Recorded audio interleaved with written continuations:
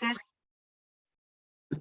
so pain. My love, let's start with the question though. What was the question that was brought up? Yeah, what was the question? So the question is so beautiful, great prompting there. So when you have a friend that is in a lot of pain and you see all of their conversations leaning towards blame, how do you keep them from taking blame? Blame leads to rage, leads to violence. And I'm so grateful I learned that from Lazaris, which we just interviewed in Miracle Makers. The pain part, I added the part with the rage. This is what research shows. Pain leads to rage, to blame.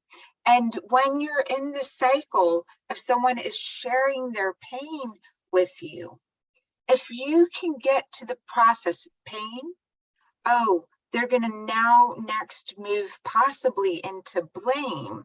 And if the blame isn't understood, then it moves into rage. And from rage, it moves into violence. And that violence might be directed to another, or the violence directed to the self. Towards the self, it leads to depression. Towards another, it leads to acting out. So how do we stop that cycle? When someone is sharing their pain with you, if you're able to hear their words and say it back to them exactly the way that they said it, you've now caught their pain. They are no longer alone carrying their pain. Here is another person carrying pain with them. And this is the most important thing. There's a spiritual principle. There's so much evidence, scientific as well. When two of like minds get together, whatever they are saying, whatever they're activating is transformed. Let me say that another way. Two magnets, right, can change the what they're touching in the middle. They can this is how alchemy, miracles, the principles of that happen. So you are sitting with someone else, Greg and I are sitting and we're talking, or you're sitting with your friend in pain, and you invite in the universe, you invite in a higher purpose. I'm going to listen to Greg's pain, or I'm going to listen to Sarah's pain in order to be of service to her, or in order to be in service to something greater than ourselves. There's that third party. So when Greg is speaking his pain to me, I don't personalize it. And I listen for, oh, did I catch that correctly? Did you say this happened and that happened? And I bring compassion. And I break up the word compassion into compass and passion. Your heart literally knows exactly where you are. The magnetic force of the earth, the heart keeps a record. It's in ancient books, it's in the walls and temples and teachings. Your heart is a compass. It literally holds the field around you, holds that record. And so if you can, when someone else is sharing their pain, catch it with your heart. You can process it into the earth. This and that passion, right? Compass, passion, compassion, that passion, that fire, together you can burn away whatever that pain is. And it's an amazing thing to burn away someone else's pain so it doesn't lead into the blame. And if you're listening, doesn't ever put anyone into, oh, they're blaming. what they're doing is they're displacing pain. And if you can catch the pain, Brene Brown's or definition of blame, displacing pain. If you become the receptacle and you have the universe and the earth and your heart ready for this, it becomes so beautiful. It won't lead to the further steps and the further steps.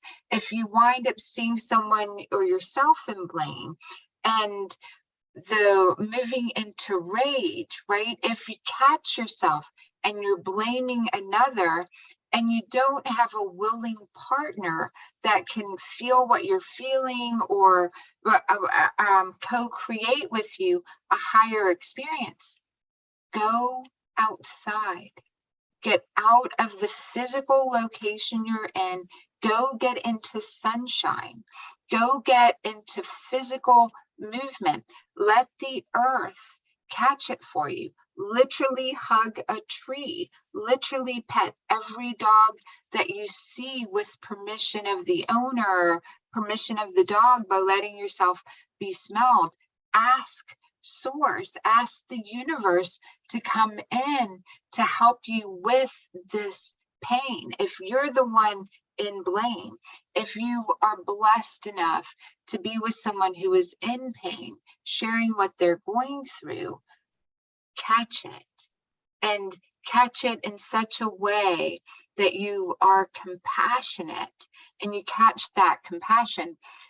One of the hardest things for me, being me for a long, long time until I met Greg, is I would help someone do something, a gentleman do something, and they would fall in love and they would begin stalking me and repeatedly calling me. And so when I met Greg, the very first thing I said was, oh my gosh, please, I can only be friends if you pursue me in a weird way. I won't ever talk to you again.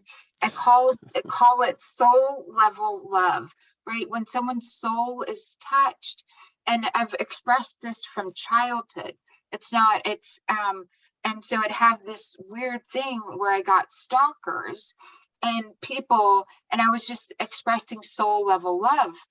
And at some point, I recognized that if I wasn't the compass for receiving that soul level love, that someone might expire from the planet. They just needed someone to catch their love and give evidence that it was possibility to have more love.